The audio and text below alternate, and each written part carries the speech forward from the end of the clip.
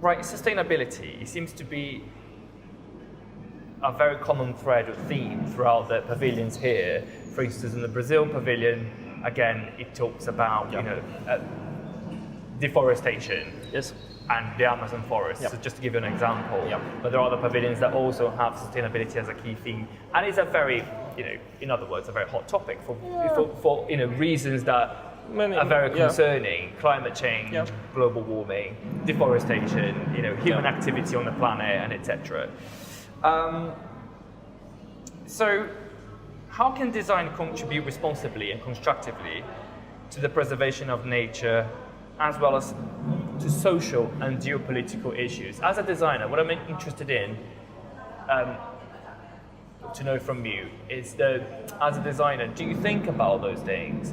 Perhaps not so much for your commercial practice, or perhaps you do, but nature, social inequalities, and geopolitical issues. Like, for instance, we've got the refugee pavilion here, and we've got very interesting the Somalia pavilion that talks about reconstruction through design, of course related to the country's history. Yeah. So, as a designer, do you think about these issues at all, or yes, not? Of course I do. But I really don't like the word sustainability. I don't know why.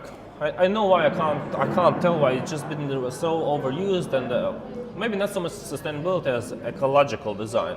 Whereas for me, it's like because there should be other expressions of this term, because nowadays it has been so much overused that for me it has lost its meaning, and not only for me, but people think that if you, for example, if you create, I don't know, shoes from recycled paper, it's going to be sustainable design, but that's actually not, right? Because there are some other issues, and where does the paper come from? It's going to disappear, so you're going to buy new shoes, and there are so many different elements to it that I think many designers even don't. They do understand, but maybe they don't incorporate it in a way. Right. So for me, of course, sustainability takes a big part, and especially I understood it through this project and other projects, recent projects, that it's in a way it has been my theme. It's not my primarily but the aspect, but it's always there. And when I have a new client, I always talk about sustainability and how we should move towards that, right? Because it has so many advantages for a business. It doesn't mean that the business will get into expenses. Yes. So that's that. But for me as a person, as well as designer, it was very hard to, in a way, accept it. For example, the nature thing. Latvians are close to nature. They all have those houses. They live in the countryside.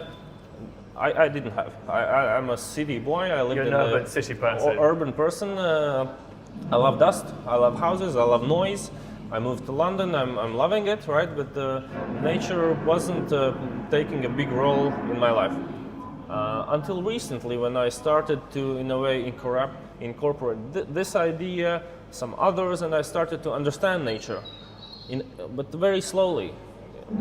So I understand that the city is there, it's going to be there, it's in my heart always, but nature has taken a big role as well. But I've transferred slowly.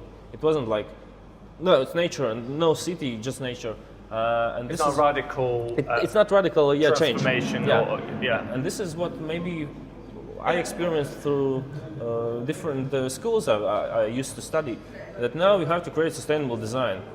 But it's not that simple to suddenly, for us humans, just to take everything out from our lives and live so as sustainably as possible. It's not viable. There's a discussion around availability of materials. How do you, for instance, in the textile industries, production of cotton is incredibly damaging to the environment. And how do you stop?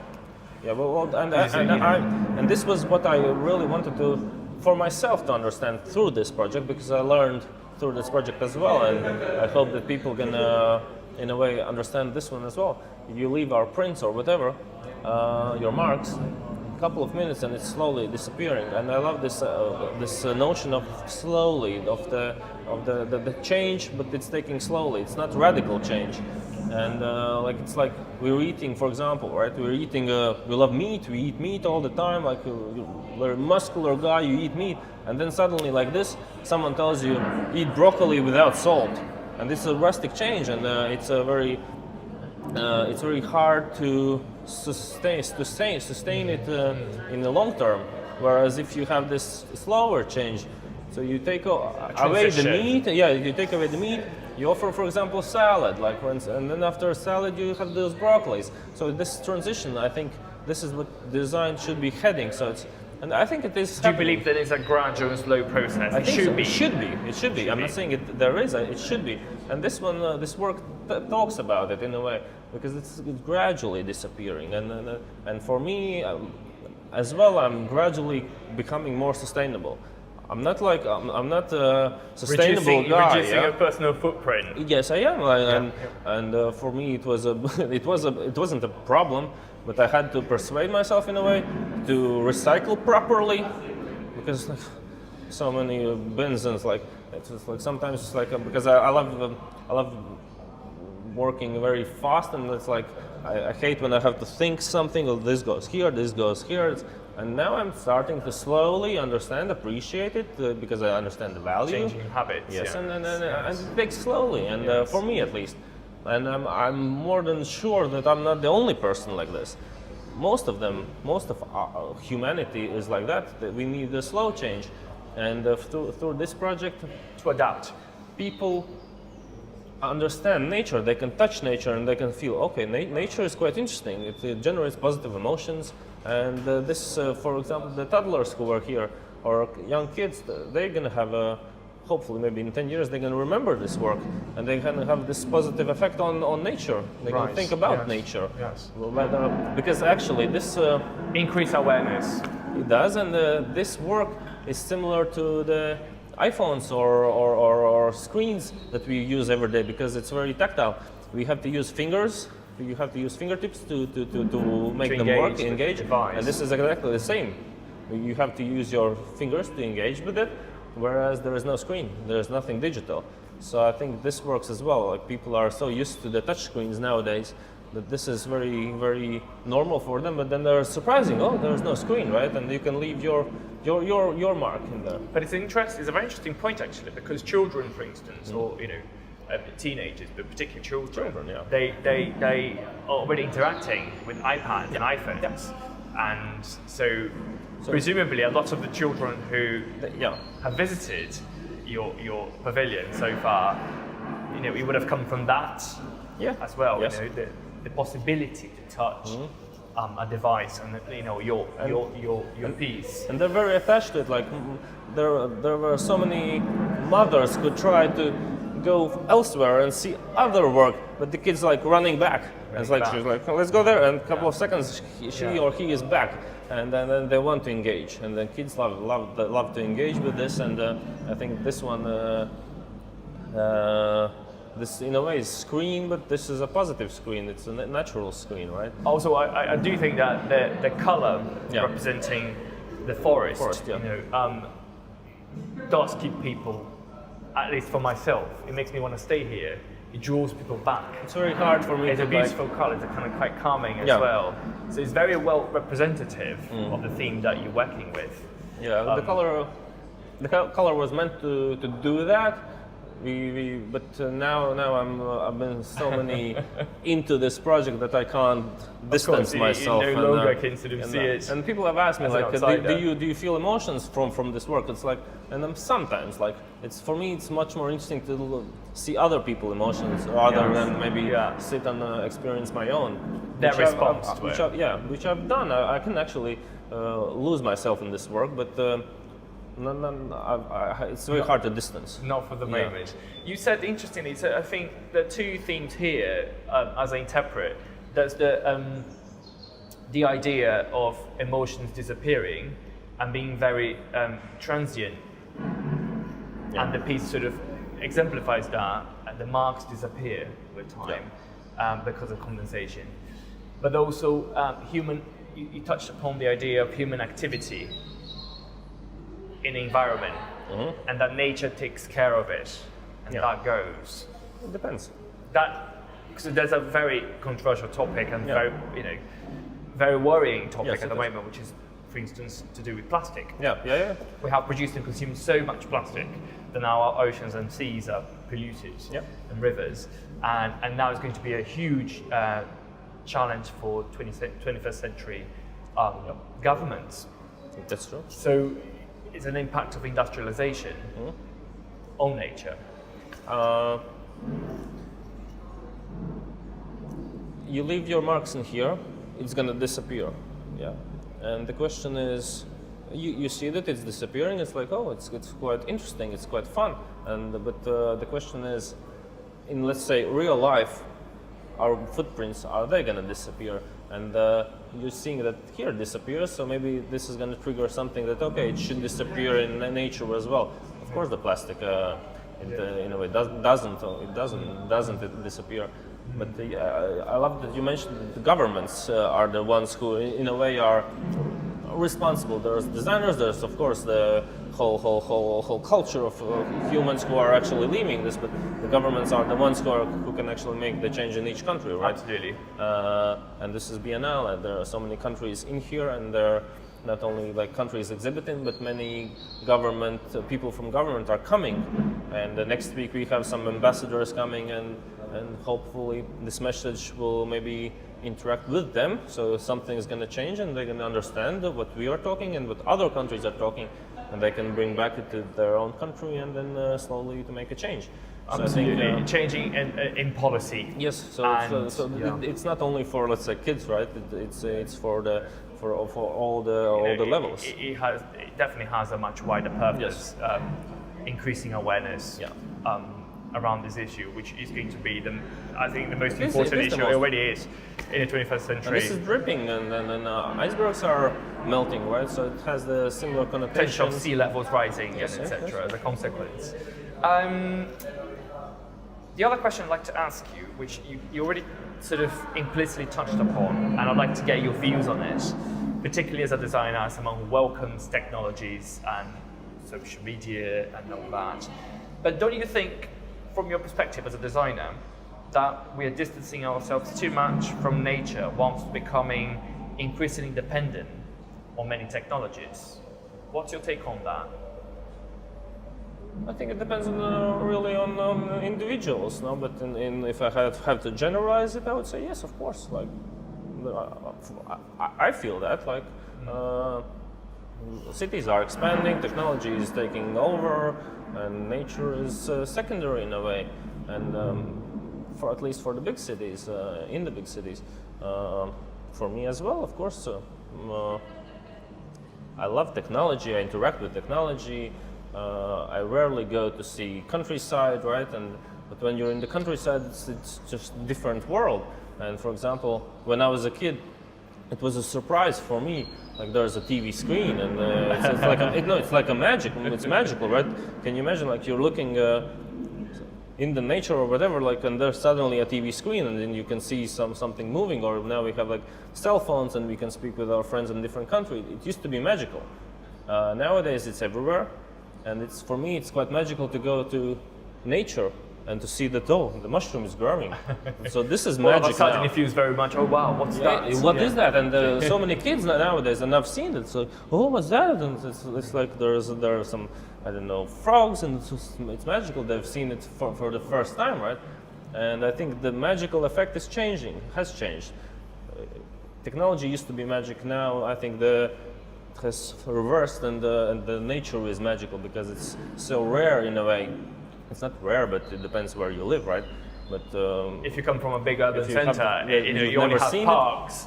Really, you've never to seen engage, it. but So I think I've at least noticed that, and for me as well, that I used to think that TVs were magic. Now I think the nature is magic.